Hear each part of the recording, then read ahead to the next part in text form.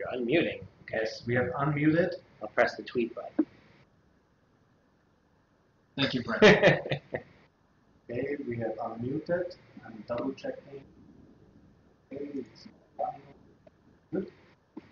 And I'm switching in. Hello?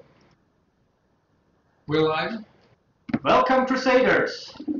All right, guys. So welcome to our first live stream on Twitch. We have some really exciting stuff for you today. Let's introduce ourselves. First, I am Stephen Lumpkin. I'm the lead level designer for Warhammer 40,000 Eternal Crusade. And next to me is... I'm Brent Ellison. I'm the lead game designer. My name is Patrick Baltazar. I'm the lead programmer. Yeah, we'll have some special guests as time goes on. Yeah. So what's the plan, guys? Well, the first thing I need to do is go through the laundry list of qualifications. Yes. So that everyone understands what we're showing today. Very much so. I need to remind you all that, of course, we are in a pre-alpha state. I see the word alpha being thrown around a lot. We're not actually at alpha yet. This is pre-alpha. We're basically ending our pre-production, but we're in a very good state. And we're going to be showing you some awesome real gameplay from the game. Everything you see, models, lighting, animations, FX, is all early, subject to change. Of course, the big focus is we want to have great gameplay. And so you can see everything like it's going to be in the real game. Of course, we'll be modifying it as time goes on. You'll see a character that you're going to see an improved version of very soon. You're going to see animations that are going to be switched over to motion capture. If you remember, we put some motion capture videos up a while back. And so all the animations are going to change over to be more realistic and better. And all that's going to be happening this summer. Is there anything I forgot about? Well, as time goes on, we're going to show more actual like capturing and territory control mechanics, of which you will not be able to see any today. We're not in a state where we feel comfortable sharing that with you yet. But you can actually go to our YouTube channel, which is youtube.com/eternalcrusade, and look at some of the videos we've posted where you'll get to see lots of gray box stuff, which is very exciting for us because it's so early that my team hasn't even given the stuff to the art team to make it look good yet. But it helps us really learn how to make a game that's fun to play. Yep. There's no gray boxes in today's environment, unfortunately. I know you're going to be disappointed by it. Yeah, it's all proper buildings and things. Of course, it's a test ground, so it's not meant for real combat. It's just so that we can try out all the different game features. Yes. You have anything you'd like to say? No, I'm just responding to the request of putting on the hat. Oh, okay. But people, you must understand, this guy is really small. My head is just too big. Too much stupid stuff in there. So I've done it. It's going back here. Oh no, Patrick! Now chat knows that they own you. You know, fine. I feel like it's time for us to show you what we've never shown on a live stream before, and move over to the game. Right. I'm fading. So here we are. Here's our All right. test environment. I have the Tactical Marine set up right here. This is a Dark Angel, obviously. You'll see, like I mentioned, he's missing the customization, but we'll be showing some of that stuff in the next few weeks. But I'll give him a run around. I'm equipping a bolt gun. I have some friends somewhere around here. Stephen and Patrick are going over my head. Okay, sorry, evil Pata. Yeah, you should join the game. Let's see. Wait a second, guys. I'm just want to confirm, is the sound okay with everyone? We talking and game sound?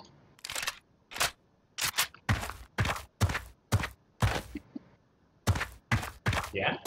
Stomping is too loud. I'm gonna try to turn it a little less loud. Okay.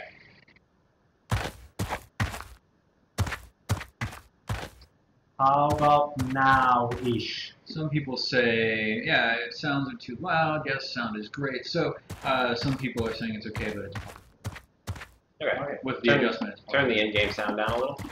Is the plan? That was the thing I, in theory, just did. I think we've just done that. Okay, cool. All right. Yeah, so this guy's a tactical, and who is that? Patrick? Yes. Patrick I'm is this Chaos Assault Marine. What do you want me to be, Brent? Let's see. You're going to be on my side, Okay, so Space why don't you go Assault as well? Ultramarines? Yeah. Ultramarines! Ultra Smurfs. Okay. So I can shoot. I can roll. I can run around the environment. I'll do a little bit of the geo nav, hopping over stuff. We can climb up. Let's see. I can switch to my pistol and knife. I just spawned over here at the Rhino. Fight some chaos. Or should I fight back or? You can if you want. Can you dance Got for it. it? Oh, sorry. Yeah, that didn't work. Alright, I'll finish. I deserve this clearly. Alright, I apologize. Yeah, I guess should we just start with what do you guys want to see? Well, we've actually got some questions from the founders on our forum. So as you guys are dropping questions in Twitch chat, you can also throw questions to us from Twitter with the hashtag 40K Crusade. I'll be looking at that. But we asked in our founders lounge what questions the founders had for us. Volpas was one of our first respondents, and he or she asked, will there be any kind of upgrades or stuff to purchase for our vehicles, like weapon upgrades? Okay, alright, so I'll start. This is a good intro for us to go over and take a look at some of the vehicles. So right now, we've spawned a Rhino and a Predator. These are both untextured at the moment because they'll take on the appearance of whoever spawned them. Like you'll have a Ultramarine Predator or Blood Angels Rhino, depending on who spawned them. And so as you can see, this guy is currently equipped with the autocannons and the heavy bolters, and there's even a storm bolter on top. Here on top turret. And so this, of course, is just one sort of loadout that you can have on a Predator. We haven't worked out yet whether we're going to give you, at launch, the full customization or give you sort of a range of options to unlock, like different specific loadouts. But vehicle progression is intended to be provided. It's something that you can expect for. You want to drive around a little bit and show what it's like? You driving and me shooting? Yeah. Sponsons or something. Yeah. Okay, cool. So,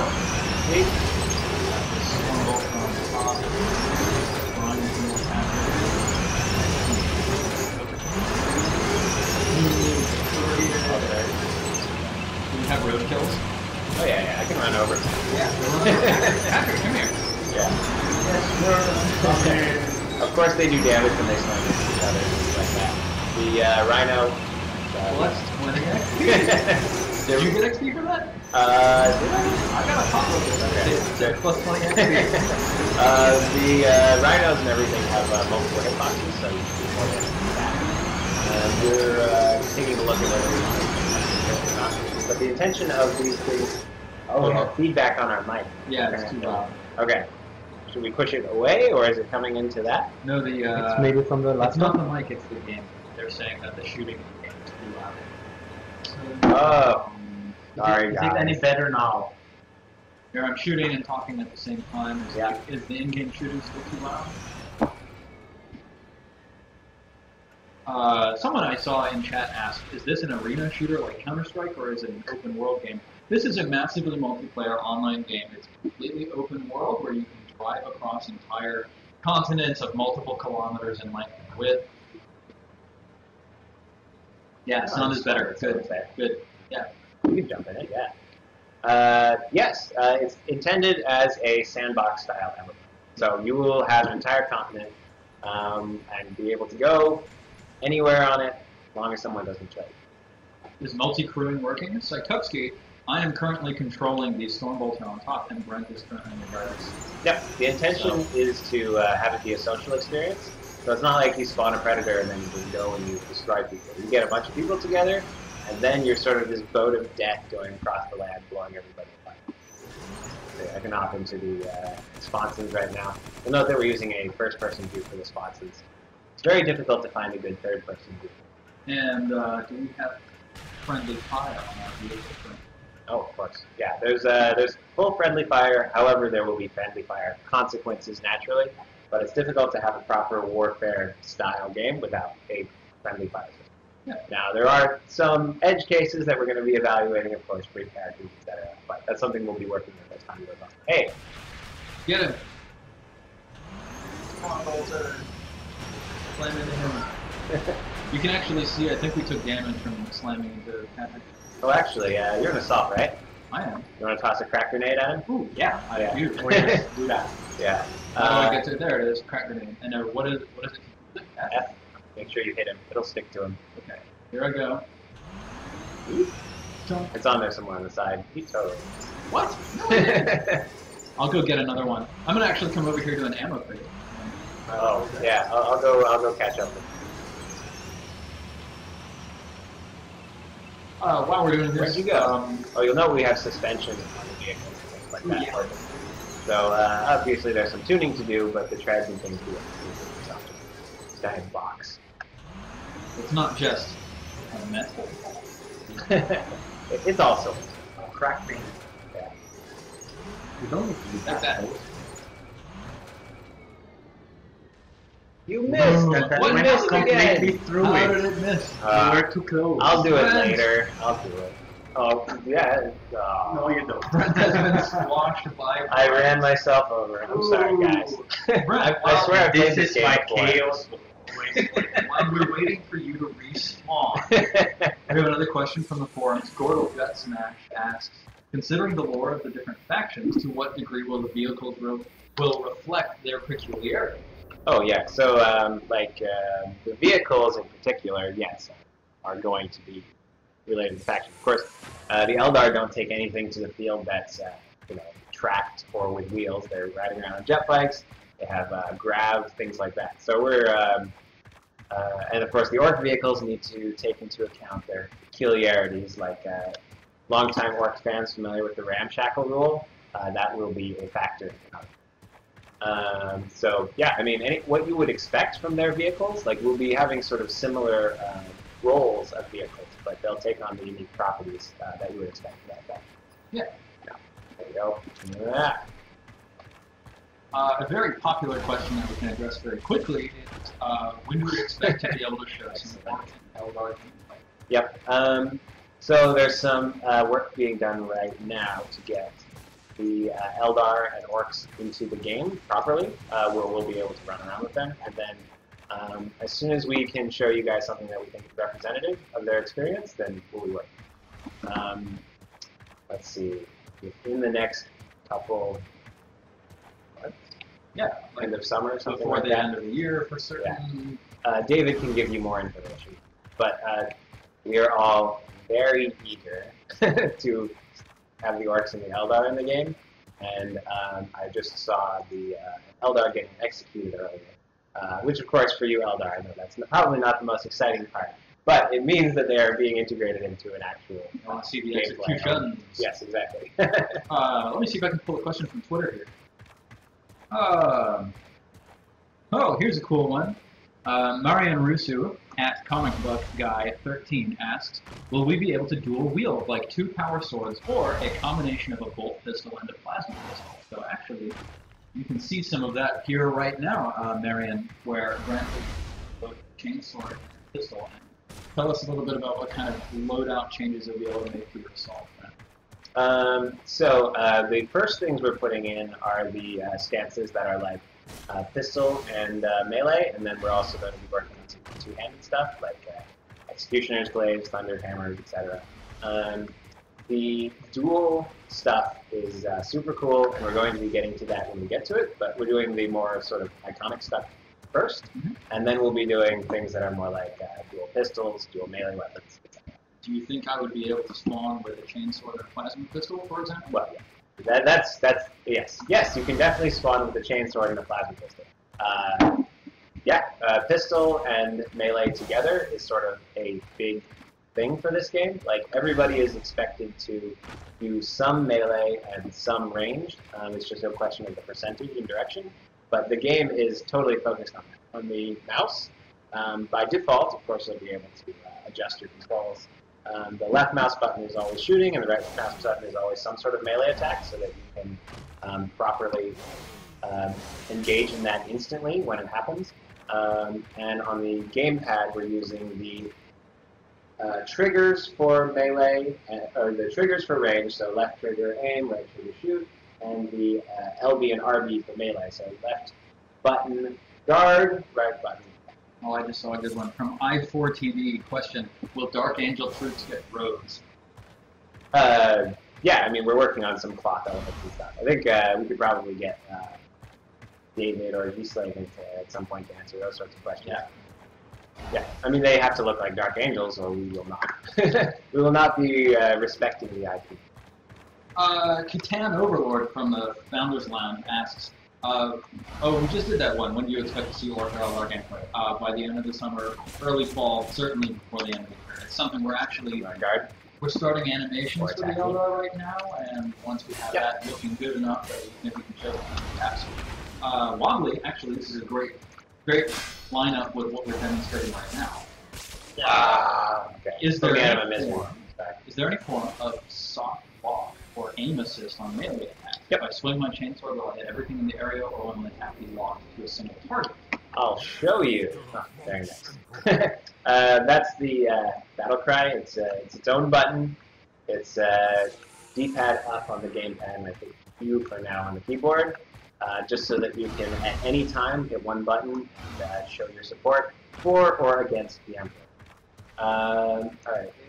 Oh, I need you, Lord Pato, because you are a villain. So we have basically an auto aim system for getting close to your, like approaching your target. So you'll notice that when I get close, there's an indicator. Of course, we'll work on that indicator. No, he was demonstrating what a melee is. So you'll notice that as soon as you see that marker, you can attack them. The attack itself is actually, the attack itself is actually a AoE. So if there's somebody else there, you'll hit them, but you're centering it on a particular target. You'll notice that he was guarding just then. If you want to put your guard back up, if somebody is persistently guarding, then you can give them boot, bam, break it, and then continue with your attack.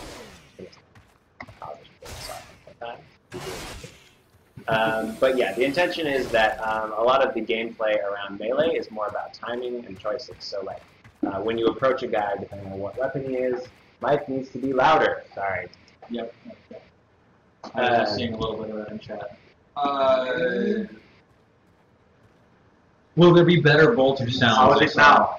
I saw someone ask, will there be better bolter sound? As we mentioned at the very start of this stream, everything you see here is a work in progress. We are not even at an alpha state yet, we're pre-alpha.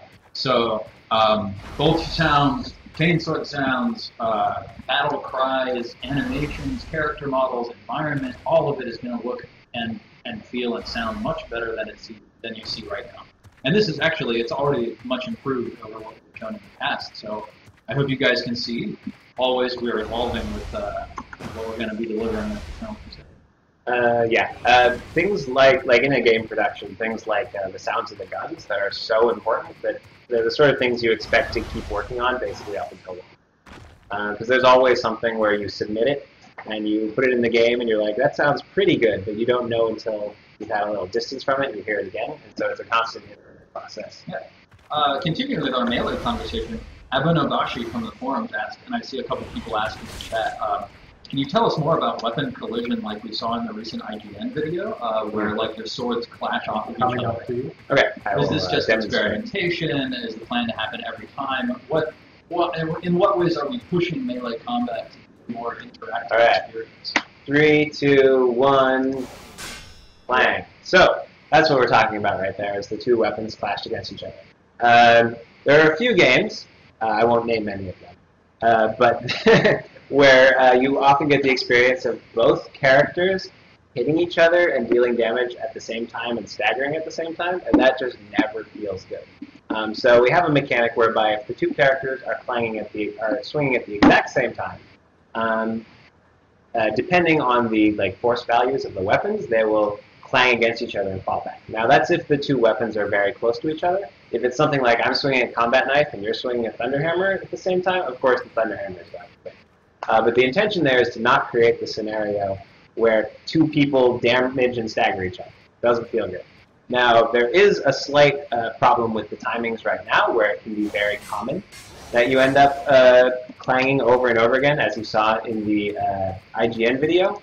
And we're going to address that with some of the timings. Like, for example, if you guard an attack and the guy comes in, frequently you will both then want to attack immediately afterwards. So we'll probably put a sort of a tweak on those timings so that, for example, the guard person gets the advantage, and therefore, if they swing, they're not going to climb, but get through before the other person does. So it's the sort of thing that we need to address as we iterate on that. Two interesting questions. Cloudister asks, can Space Marines have a helmetless option? Yes, of course. Excellent. And Art Reaper actually asked a question for me. He asks, will terrain be destroyable like in 40K? So what we want, because we're a persistent game. Oh. We're a persistent You want to game, see it? and the challenge Bring with it that on. is that it's hard to tell when terrain gets built if you can destroy it. It's also a big technical problem. So, like when you look at this environment, what you see here will not be destroyable, but there will be elements to all of our outposts and fortresses that you can bring your heavy weaponry to attack and destroy it, to either open up new passages, or maybe you can collapse something and block off a passage. We're looking at ways to bring sort of destructible environment in a controlled way that lets players feel like it's an interesting choice over what they choose to destroy and what they choose to defend, instead of just having it be everything gets razed to the ground and then you're just fighting over rubble. Let me see if there's another question on Twitter. Someone was asking what we're planning on showing here today. Today's live stream is all about combat and vehicle mechanics. Yeah. Do the tanks explode? Oh, Do the tanks yeah, explode? we should probably We should explode the definitely tank. show that. Okay. I'm coming up with tanks. Have we shown one character holding block and the other attacking the melee yet? That was a question from Christopher Black at Venus. Did. I can show it again. Where you go? And Bob does. Oh, he's on fire. Pull him up. So, oh, it killed him. Yeah, so what you see when you are in an exploding vehicle is it's on fire and it's about to explode, so you better get out or you die. And you're too close to that. Yeah, exactly. And orc vehicles will likely have additional properties when you're in that state. And someone was asking if Devastators will be able to block and melee, and yes. At the moment, every class has a melee attack and a guardian option. Is that going to be for launch as well? Yeah, yes, although different people are better at it. Like Yeah. obviously, so there's a guard bomb. And when you guard, it takes damage so that it can come back. And of course, if somebody breaks it, then you're staggered and can't block for a certain amount of time. Some guys are better at that than others, so you can expect Devastators and like Tacticals to not be able to guard as long. They need to do something else to get out of the way, like shoot the person. And most of these weapons that you see right now are, of course, not very good at guarding against bullets. But when we put the storm shields in, that's the sort of thing where you can expect the player to actually be able to do something worthwhile, charging forward with the storm shield in front of them, taking less damage, etc. Or rather, potentially taking no damage, as long as the guard bar stays up. Plus 100 XP. Hooray! So he's finishing him off. I will demonstrate one more mechanic. So when you reach 0 hit points, you go down. But if someone rescues you, which I go right now. Can't believe that. Traitorous duplicitousness. And I'm healed. Devastator will use a different animation. We're going to be tweaking the Devastator animations in particular. They do a few little things that they call two-team fortressy, make them a little bit more like Devastator. You notice that you can use low cover and things like that in order to brace yourself. That's recoil. Yeah. Can Devastators roll like I was? The Devastators have a short hop. We're going to be working on making sure that feels right, longer cooldown and things like that. Obviously, you should not be able to hop around like Frogger when somebody's coming after you. You want to suppress me? Okay. Yes. Yeah. The purpose of a Devastator.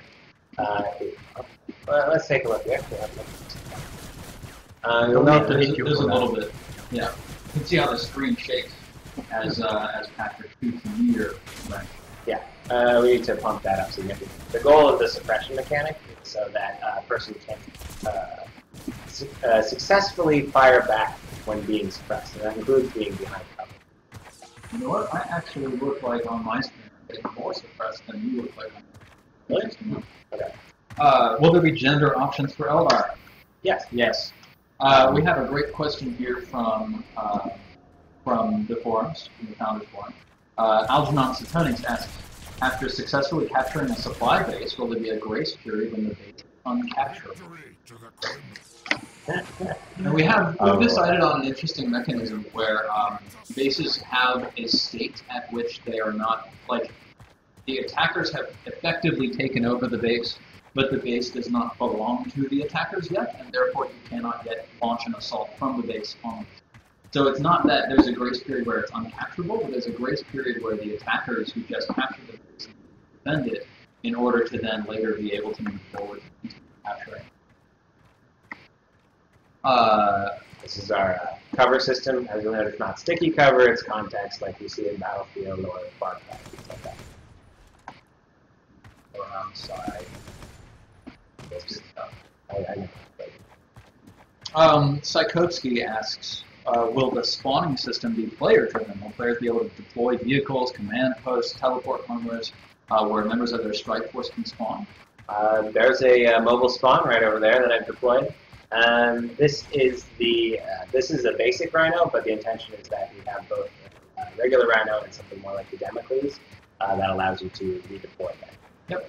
So I'm this actually respawning there, right? Here right next to that. Yeah. You can see that I've deployed it, and that's why the thing is moving around. If I get in, I can undeploy at any time and take it. I'm gonna ride with him. And now I'm controlling the stone bolts on top. Fire away. Those are temporary spawn tags. So basically, you go up to them, you spend some of your requisition points, and then you create the vehicle fights, predator. Ghostface asks a question for me. What about locations in the game? Will there be many memorable places, like ruins, destroyed cities, and destroyed titans? One of the things that my team is very keen on is building Titan pieces, Titan components, and then making sure that we have ruined Titan graveyard. Because I think that's going to be a super exciting thing to see. There will absolutely be memorable places for ruined places. There are 4 categories of scale of location that we're creating in the game. The smallest is called an outpost, which is something kind of on the scale of here, where there's only a couple of capturable points, maybe even few as only one, and it's really for it just controls territory where it either maintains a defensive position on a road or a choke point or something like that, but it doesn't do a whole lot else for you. You can still spawn there, you might be able to spawn people there. Going upwards in size and intensity are our depots. And depots actually provide what's called supply from nearby fortresses and strongholds. And supply is a resource that causes destruction to repair more quickly. So if you destroy static turrets on a fortress and they'll have supply, then it will be able to repair those. And more ammunition on static turrets. There's a couple of things that supply affect. And then fortresses are like big, chunky, important locations of interest. Do fortresses have towers attached to them as well? So when you capture certain fortresses, you'll actually get strategic powers that your commanders can actually use and activate in order to swing battles in one direction or another. And then the strongest, most hard to capture locations in our game that require the biggest effort from capturing are called strongholds, and they're where you're going to find those 500 versus 500 player battles that we're aiming to start testing sometime winter. And that's where you're going to have to bring as much heavy armor as possible, use as many tactics from as many classes and squads as possible, call in all sorts of heroes, call in commander powers. We want that to be a huge amount of spectacle and trying to take this on. Our mic is breaking up. Sorry about that, guys. Everything looks okay on our side, but we'll see if there's something. Scythe2 Wasgrim asks, if you plan to have hard spawn locations, how do you plan on doing spawn and base camp? What? I thought that was a question for you. Oh, I don't know. I thought it was for you. We have thought long and hard about this, clearly. No. So one of the things we have right now, guys, for anti-spawn camping is that our spawn buildings are large and they have a lot of exits. So it's not like our attackers are going to be able to camp a single exit and prevent getting out. Other than that, we've been looking into some other options as far as like having potentially multiple spawns, or defenders can certainly bring their own mobile spawns. It's something that we are aware of and we definitely don't want to have happen, but kind of the easiest way for us to manage that is to see it in game with a large number of players in a realistic sort of environment and see how we can interact with it. I don't think that attack is working. Stop that. Lead us from death to victory.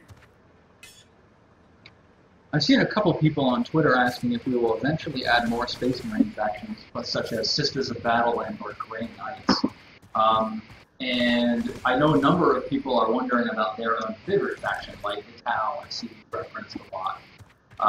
Once we've launched the game and we are looking at content to continue rolling out over the lifetime of the game, we actually are hoping that we'll be able to include every playable tabletop faction in Eternal Crusade at some point. You want to talk a little bit more about our hopes there, Brent? Yeah, it's just a matter of what we do first, not what we do. So, like, the whole game is being designed, like, where there are 4 factions to start, but we don't think of it as a 4-faction game. We think of it as a potentially infinite faction. So all the systems and everything are meant to support more and more over time, including the possibility for players to, like, ally, have different goals, etc. Someone was asking, I just saw it. Note that when you're down, if you really don't want to have somebody rescue you, then you can try to bleed out quicker. We made it so that it wasn't like an instant death because we wanted to dodge someone on execution. All the stuff around the death and like rescue system right now is waiting the support classes coming in, because of course the role of the support guys is more to handle that part of the game. So we're looking at some systems like anyone can rescue you once, but then you need to have a med pack used on you, or those sorts of things. And once the support classes come in, which should be, hopefully by the end of the summer, then it will be clearer to us what we're. Someone was asking, Steel Reign, will we have drop pods for the Emperor? Yes, the intention is to use the drop pods as a expensive tactical way for you to get somewhere that you haven't necessarily placed as a mobile spawn point or that you own or anything like that. Of course, there will also be blockers that prevent you, so you can't just always go right behind the walls of the fortress. You may need to take something out.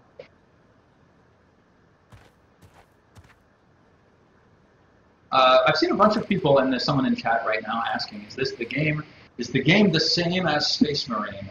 And Space Marine is a big inspiration for us, and where we started with all of our combat assumptions. But there are absolutely some areas where we're beginning to divert from Space Marine, and we will only continue to do that as we continue developing. Yep. Let me swap over to the Assault class and show you some of the cool stuff the Assault can do that is absolutely not in Space Marine. Yeah. Well, vehicles are in Space Marine. Yes. Space Marine is not an open world. Yeah. We have a huge amount of players potential. Like we're aiming for like 500 and 500 matches, and also the overall like flavor of the game is generally more tactical than a sort of deathmatch. So like we're adding more options, and, like slowing down the pace a little bit compared to Space Marine, because we want it to feel more like a game where like strategy and being outthinking your opponent on one point. So if you take a look over at the map, I can actually leap into the air and then get a second boost in order to continue and to control my fall a little bit better. And let me see if I can actually run over to something I can jump off of. We've also to vault. Whoa. Area. So, and you can bound off of the wall like that. And actually, you can use that to get higher than you would normally be able to. So we've built a couple of test environments, test levels where players can jump off of walls in order to get up to a really high spot that other players are not able to get to. Things like that. Nyuckleped had another melee combat question, lots of melee combat questions from the Founders Forum. Will the effectiveness of blocking and parrying change depending on the weapons involved? Yep. I don't actually need to relog really quick. I think we mentioned it earlier, but basically, like when you're using a gun to block, then you are not going to be great at it. So, like I mentioned, there's a guard meter, and the force of the incoming attack decides how much it takes away. So, for example, a chainsword or a thunderhammer have different amounts of incoming force, and you can expect like that. Bombs breaking up. Oh, yeah. We'll have to continue looking at our sound for Yeah, for sure. So, like, if you try to hold a bolt gun there for a long time against something like a... Oh, hello. What's this? Oh! Oh! This is very exciting. Get something? Our orcs. Oh, yay! Orcs just came in for us. Very exciting for us. Michael Chan and I both picked up the Orcs Codex the day it came out. And looks like we have a few goodies to dig through. Anyway, so what was that? Oh yeah, I love the bolt gun. So yeah, if you hold a bolt gun and someone is swinging a thunderhammer, you might block 1 or 2 attacks before your guard breaks and you can't guard for a certain amount of time. Whereas if you are using a storm shield, for example, and you're holding that, it's going to hold up against a lot more. I saw Vigilia Mortis in chat asking, can I be a ground-based assault guy with Storm Yes. Shield and the melee weapon? What kind of options are you going to provide for that? So if you are a ground-based guy, then you will probably want, and it depends on your situation. Sometimes you will want some way to get to the front, and you'll be concerned about building that into your loadout. Like, for example, you might want a storm shield so that you can actually get where you want to go, which is something the jump pack normally provides you. Alternatively, you may have some other mode of transportation that you're going to get there. For example, you may be jumping in a rhino, and you intend to pop out and chop people to pieces once you get into the stronghold. Or you may be jumping on a bike and using that. So our intention is to make a non-jump pack assault build with a bike viable for reaching combat. And by not taking the jump pack, then you are potentially able to bring either more survivability or more offense in the points-based system. Can you tell us more about the points-based system? Oh, right. So anything that you put in your loadout takes points. So the intention is that this is a PvP game. We have purely horizontal progression as much as is possible. And so anytime you want to equip something, I'm tempted. I might just show you something really, really quick. Oh, man. We've been prototyping this. So I'm just going to quickly show you, just so you get a really fast idea of what this sort of thing looks like. But this is a prototype that Nicholas and them are working on, and we'll be able to show you more about it later. But this is so new, it's like bleeding guide. yeah. We didn't actually tell them. You're getting a secret sneak peek. Yeah, exactly. So as you can see, we have points. Everything uses points, and you can bring a certain amount. Right now, we're talking about 1,000. So everything that you sort of like put onto your build costs points. Your weapons, what sort of consumable pockets you bring, and things like that. And then that basically determines what you have in the field. And so weapons can cost a lot, or you could go for a cheaper weapon in order to bring more accessories that bring better survivability. But the intention is that there are lots of different routes you can go down. Each of the classes effectively is more of a bucket than a really strict thing. So like you have your overall progression tree that actually covers a number of different classes, and so some accessories you can share across them, and they're just restricted by which class they are intended for. So like there may be some that are specifically for assault and give them certain assault-based powers. There may be some that give more survivability than we want to allow for the assault, so those are specifically for tactical. DNS Law, Ison's DNS, asks, can you shed some light on hero classes, loadout and playstyle-wise? Yep. So the hero classes, the intention behind the hero classes is to allow these epic characters into the game. But in a massively multiplayer persistent world, it would be easy under a normal system for things like librarians, chaplains to become commonplace. And we don't want that. We want it to seem like when you see a librarian on the field, we are able to give them the stat and basically the stat budget and the power budget to really make a difference and be terrifying. And then when you kill this guy, of course, you get much more XP. And so what you can do is you can earn hero classes, and then the hero class can be manifested periodically on the battlefield with cooldown and a certain amount of RP.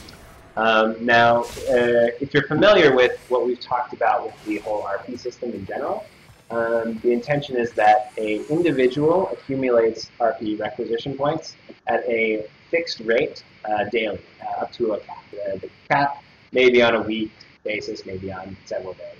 We're still working with the specifics. But that's your individual ability to bring things to the field. However, you are not just an individual in the war. You have a faction, you have a strike force, etc. So the faction, including the faction council, gets access to an RP budget as well. And they can push that RP budget to specific locations or to specific armies and allow those people to spawn things more often. And so you can go around, you can spawn your predator, you can do whatever you want, but if you are acting in the interest of the faction, then they may give you access to more RP to protect from a specific location. And we're still working on it. That may extend to heroes as well, so that if you have community backing or some sort of specific circumstances, you can spawn heroes more. Another great question from our Founders Lounge. Phelan Stonewall asks, how will special chapter-specific classes be handled that don't fit the current list? For example, a wolf priest is both a chaplain and an apothecary. Yeah. So if we had a space wolf apothecary in our game, well, we just couldn't. We'd be in big trouble. So we're not going to break the lore there. We've been having the conversation about that one specifically, and we're still working on what our final solution will be. We intend there to be chapter-specific classes in the game. We're just working out what fits in the sort of basic class role of support for these space. Sanguinary Priest, for example, I can say yes. I got a great question from Wounded Badger 0317. How much will each faction cost after game purchase? Guys, if you bought the game, you have all 4 factions. You do not have to buy them separately. When you buy the game, when you buy a Founders Pack, you can go buy a Founders Pack right now if you're so inclined. When you buy a Founders Pack, you have access to every faction, all of the classes from that faction, all of the vehicles from that faction. There are a couple of items that are Founders only, but if you buy now, then you're a Founder and you have access to all of those items. But there is more in-game than is Founders specific. So the vast majority of what everybody can play with in-game is available with no extra charge. Yeah. We consider ourselves to be using a monetization model like Guild Wars 2, where we're a premium game. If you buy the box, you've got the game. And it just so happens we have a cash shop that, if you want to buy some cosmetic items, then that option is available to you. And because we know not everybody is really keen on buying the game to play it, we have a free-to-play option where the orcs can be played for free, right? A limited subset of orc classes. Human is out there and he's arguing to take his orc. Yep, we're missing out. Yeah, if he gets the boys, I only have like 60 boys myself. I have to.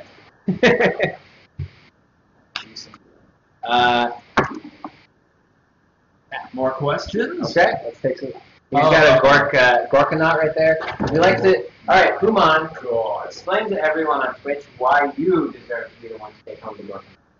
I'm a pretty passionate Orc fan, I have to say. I have a nice little mini army above my screen, and I've got a shared army with our 3D artist Alex Valdez, and I have a part with Nicola Coquet. So I think the three of us together, we can gather 7 of these, and that way, let's do this. Okay, we'll get the opinion Anything of I'll the just Twitch stream stream. this. I'll just take this. Just that, I'd nothing be else. fine with just this, to be honest with you. That would be. Especially when it's painted. Of course, it needs to go faster. Yes. Absolutely. Please vote for me to have this. We should totally go start a poll on the forums. Who should get the Dorkin? Yeah, absolutely. Is Yeah, it we have two, the right? Hooman or is it Brent? Oh, we have 4. So Oh, damn, I think okay. it's okay. Yeah, we might be on. Let's get this Twitch stream done, man. We've got another 15 minutes where we're I kid, locked I in kid. here, unable to ravage the Some world. stuff. Yeah, Yeah. We haven't touched. Dr. Slump B asked on the Founders Forum. I That is know. old school. That's great. How do you Yeah. plan on making the distinctive feel for each faction in combat? Different moves, combos, how does that work? Okay, so I'll give you an example of the Eldar, of course. The Eldar are, if you know anything about the Eldar, of course, they have a shuriken catapult. And unlike a bolt gun, a shuriken catapult has a much more specific purpose. And so in general, you can expect weapons of the Eldar to be more focused. In fact, they have more classes than any of the other factions, but each class has a smaller range of customization because an aspect warrior is very focused on a particular type of combat. And so when you think of a shuriken catapult versus a bolt gun, it shoots farther and it's more all-purpose, whereas a shuriken catapult is very close range, but shreds its targets. So the Eldar are very good at short range, and they're very good at long range with some of their units like the Dark Reaper, but they are sort of weaker in the middle. And so it's up to them to overcome this. Of course, they have some of the fastest bikes in the game. So, for example, you can ride a jet bike to where you need to go. And they have a strong focus on psychers as well as chaos, where they'll be able to more easily access things that like shut down or weaken their target. You can expect, for example, a warlock to be firing their psychic power at some guys at a location. When somebody else fires in, they do more damage. That's the sort of things that support roles do. Whereas the support roles for guys like the Orcs or the Space Marines are tougher and more likely to be getting into a straight-up fight. These two last questions from the forums are great ones. How are we going to be planning, so Benny first asked, how are we going to plan to make territory control meaningful and persistent? In some other games, he finds that bases are exchanged numerous times a day and it feels like they're not as important. What are we planning on doing for that? And then, to tie into that, Slayton the Sly asks, could you also tell us about mid- and long-term goals in the campaign system? Okay, that's for me too, right? Yeah. Oh, okay. So meaningful territory control is something that has been focusing for us since basically the inception of the project, because we want this to be a David in particular. In fact, did David answer this question? We could try and ask him. Let me see if David wants to come. Basically, like having the war in our game on Arcona be meaningful and have there be like permanent feeling results from things you do is one of our biggest focuses. This is a single server world, and so you can't just hop over and go somewhere else and have the war be going the way that you want. If you are an Eldar and you're in this world, you want to push the agenda of the Eldar and make the Eldar as powerful on Arcona as they can possibly be.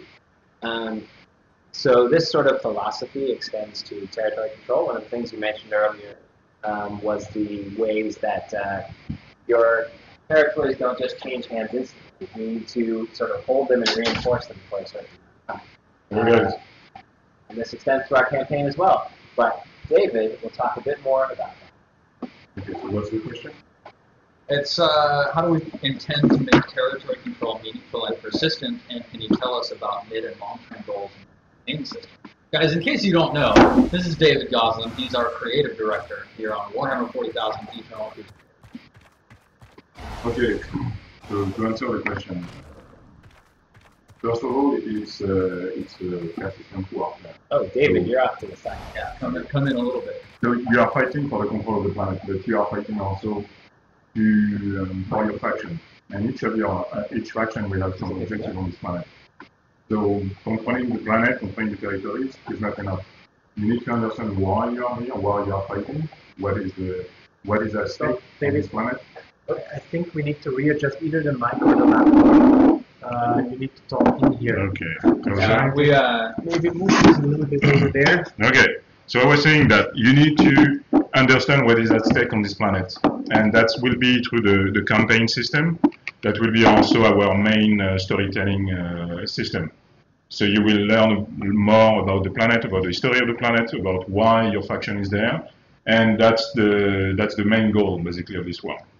In addition, controlling the territories will give you access to some resources, will help you basically for the campaign, and the campaign themselves will bring you some war tools, like for example some specific weapons, specific resources that you will be able to use on the battlefield.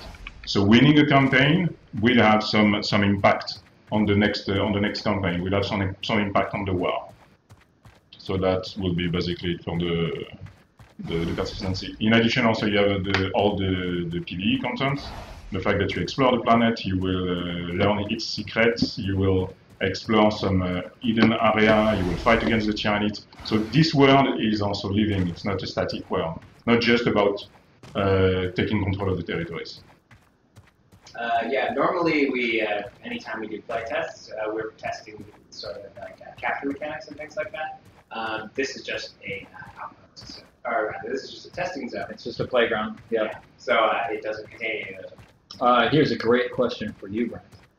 Martin Svensson, who is at Crethorian on Twitter, asks, will you guys add Grotz as a class for the orcs? At launch, Grotz are not intended to be playable. I'm sorry to say, because I love Grotz. That's one of Brent's dearest hopes. Yeah, they are intended to be. Yes. How will psychic powers work? Bowler Hat Man on Twitter asks, how will psychic powers work? Okay, I've been working on the psychic power stuff. So, of course, there are different types of psychic powers. A person who goes out to the field has a certain number of warp charges. This is something that does not recharge on its own. You need to either go to a location where you can go back and charge, or perform certain tasks depending on which character you are. That can also recharge your warp. In addition to that, and so every spell you cast has a certain number of warp charges. In addition to that, there is a perils meter that creates a risk towards something bad happening. And you can sort of bleed off your perils by not doing psychic powers over and over and over.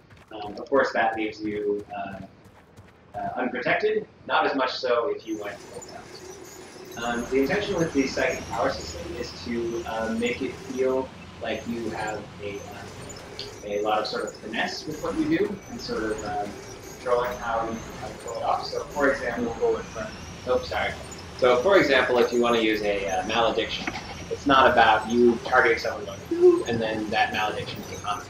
With a malediction, either you're trying to apply some sort of status effect, or you are keeping them in a bad state. So you can imagine the character, a psychic character, has a melee weapon.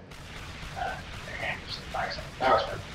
Well, maybe it's weird for like fire something in space, but that's for like. Anyway, the. Okay, I keep backing up. All right. So if I want to, for example, put a curse of flies on some guys over there, I hold my hand out. I switch to the curse of flies power, and I start firing. Creates a arc from my hand to the target, which creates a zone, and then you hold it in that zone, and the guys there now, for example, take more damage whenever anyone else shoots at them. So the second guy holds it out, fires at a particular zone, keeps holding it down as long as other people are firing. And while you're doing that, you're losing warp charge and your perils are building. So you need to really coordinate with other people in order for those maledictions to make a difference. Now, if you're doing something like applying a status effect, like some sort of poison or disease, then poison is also treated like not as something that you instantly apply, but something with a gradient. If you're familiar with the Dark Souls system, that's how it works. You have a certain level of application, so you'll need to hold it down and make sure that it builds up. And then once it builds up to the right moment, then it starts ticking down and doing damage. The apothecary and also the sorcerer are the next class we are working on. Yes, that's correct. So you will be able to see that hopefully soon, if I'm also Patrick. Yeah. Not But only we are in working my on it. team. I'm not the only programmer. Okay. Most of the work is done by my team. So let's see. Maybe we have time for one last question, and then I think we're going to call an end to the stream. So thank you guys for joining us. No, I know. We're going to talk about that stuff. Yes, certainly. A bunch of people are asking about Lords of War and super heavy vehicles. And at launch, we will not have pilotable Lords of War or super heavy vehicles. We need to see how they might fit into the game after launch. The problem is we don't want to invalidate any individual player's experience because Yeah, definitely. the experience is primarily an infantry experience. We want you to feel like a badass super soldier of the 41st millennium. Yeah. If we introduce that kind of vehicle, or let's say that kind of Titan, that will not be for launch, because also we want to be sure to really not get out of scope too quickly, right? So basically, if we have that kind of vehicle, that will be always from the perspective of the infantry player. Sorry. So that means that if we introduce one, that will maybe one for a faction. That's not going to. You are not going to see a battlefield with Titan. That will completely invalidate the infantry experience, and you will worth nothing on the battlefield. So that's really what we want to avoid at the moment. And let's see. I think that's about it. So, guys, if you liked this stream, then you should come back next week because we've decided we're going to start live streaming something, maybe not the game, but something every week. So, Fridays, for now, assume at 1:30 p.m. Eastern Time, same time we started here today. We're going to see how people feel about that, and if we're like really missing a group of people that really want to be there for the live stream, we might adjust the time or find a couple of times and bounce around.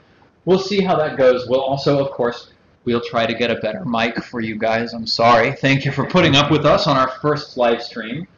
We are planning also to show more of the game regularly, to show you basically our advancement. And Patrick can say more about the features. There are three main categories we want to improve and show the improvement on those things. First, it's the tech. So we want to drive the quality of the game now that we are in production. We want to increase the graphical quality as much as possible. And the first thing we want to show off is the day-night cycle properly in-game streamed with a realistic time frame, of course. Like the shadows won't move like in 1 minute from day to night and stuff like that. And a high frame rate. That was one of our mandates for today's stream was frame rate at 30 plus. I think last time we were checking this out, we were at like 50 plus for this entire stream. Obviously, we're super early in development. We're not optimized at all. We really want to make sure the game runs really well for everybody who plays it. So, Category 1 is set tech. Category 2 will be level design. That means anything art-related, but that comes into the level. New buildings. We're going to dress up our test environment for you guys to give you an indication how the world could look like later. What we're doing here is not the actual game.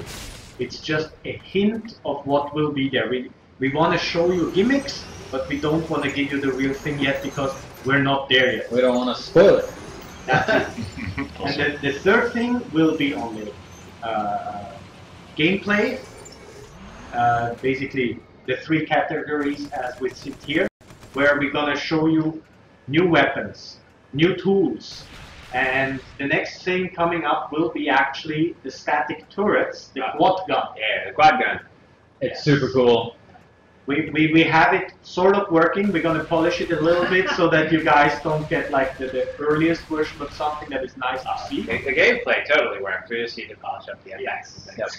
On the character part also, did you stress out that this is not the final Yeah. We made a huge. Yeah. So let's finish off with another disclaimer. Everything you've seen here today, guys, is all pre-alpha. Everything you see is going to be improving. We're going to add motion capture for the animations. We're going to, I think we have our art team working on a much improved version of the character model with much more detail and much improved dimensions on the character. We're going to eventually have textures on our tanks, if you can imagine that. The environments will get better, the lighting and sky will get better. So everything that we're doing, we're constantly looking at feedback on our videos, on our channels, on our forums, and making sure that we advance in the direction that we want to go and you guys want to see. And hopefully soon enough they will be able to see an actual battle. Yep. The dev fighting, basically. Yes, we're definitely planning as well to have something like what we have today here, but we're gonna have like basically the whole team log in as well and play with us. Meaning like having like a 10v10 or a 15v15 depending on how many of the team are available and can actually show off the game with you guys. So let's reintroduce ourselves to finish off the stream. Wait, there's still more. Oh, please, Patrick, tell us more. It's the first stream, that's why this takes at the end always longer than expected. We are, or actually Katie is working on a new contest right now. When and what will be hopefully announced next week already. And the last thing, because Miguel, our dear Lord Miguel, is on vacation, hopefully he's enjoying himself, he cannot be here to answer any questions, but Founders Pack related questions next week, that's for sure. Yeah. And Miguel will be here to answer them. Yeah. Does he know that? No. He's on vacation. He's on vacation. He'll come back and we'll let him know later. He's gonna. He All right. loves that stuff. And yes, people here are complaining about next gen or current gen. Yes, the current next gen is the current gen. Yes. But because there is no next gen, people are still calling it next gen. Wait, so which one is the next gen right now? It's Xbox One and PlayStation 4. Okay, not Xbox 2. No, because there is no such thing. Okay, guys, so would you care to introduce yourself as we say goodbye to our fans? Yes, but we already did, right? So I'm the creative director on this project. Basically, my role is to be sure that we are building a great experience, also the correct experience, in line with the 40K universe. I am the guy that is guarding that to be sure that we are not going too far in a direction because of technical issue, that we are making the right choices. And I am lucky enough to have a great team to help me on that. So you know Brent Ellison, our lead game designer, Stephen Lepkin, our lead level designer, and Patrick Balthazar, our lead coder. So with those guys, we are working together for several years now. We know each other, we know how to work together, and hopefully we are going to create a great experience, a great game for you guys. And to finish us off, feel free to visit our website, which is eternalcrusade.com. If you're interested in the game so far and you're convinced by us and what we're doing, our Founders Packs are currently available for sale. You can buy the game, which will give you access to the game not only at launch, but we also have an early access program that's going to give you access to the game by January at the latest, I think. Maybe before, depending. And I'm not making any promises. We are not making promises. We are working hard just to be sure that you will get your hand on the games as soon as possible. Just one thing though, because I was watching a little bit the streaming, there is something that they are missing on the right corner. They don't see that part. Is there a way to show them? The stream doesn't see that on the right hand Yes, corner. they don't see actually that we have the vehicle GUI interface. You can see that people are inside the vehicle. And if we can move a little bit the camera, you will see another part of the experience. Yeah. So on the right corner of the screen, Let's see if it's We're possible. using fancy new software. Yeah. we're not just streaming through OBS, guys. We've actually got a bunch of stuff set up. Okay. Don't turn the stream to on. look at Excellent. the double one. Oh, this one. Yeah, that one. And then Stay in the vehicle. Oh, okay. And then add a position on that, and then Yeah, there you go. here. So now in the upper right-hand corner, you can see our vehicle GUI. It's not updated yet. There's a stream delay. takes a little bit. They are seeing it. How much do you? There's about a 60-second delay on Twitch at all times. Okay, so maybe Brent, you can explain how that works Oh, with the numbers and everything. yeah, I mean, this is a first pass that Nicholas Brunoni, who we should get at some point, is working with, just to make it very clear what the shape of the vehicle is and where the different components are. So it's different for every vehicle. This is the one for the Rhino, for the Predator, so it shows the driver's seat and the 4 turrets you can use, as well as which locations you can come to. Of course, you can't automatically kick someone out yet. We'll put in some sort of vehicle ownership rules later, but like if you look at the Rhino, for example, it has a lot more passenger seats than a Predator. Predator can hold 5 people, each useful location. Yep. But as the vehicle takes damage, then it's reflected in the UI of it. If I drive repeatedly quickly against walls, yeah, who knows. But I don't know that would make for the most dynamic viewing experience. Maybe someone. Oh, there we go. See, it's going down. It's going down. So I don't know if this is how we want to close out the stream. Yep. Should we shout a wah to close us out? Okay, that's a much more interesting. All right, wah on 3. Yeah. 1, Wait, two. I'm not ready. Oh, God. Oh, Okay, all right. Okay, we have to get ready. We can't sit around here awkwardly waiting after our wah. Yeah, that's true. All right, 1, 2, 3. Wow!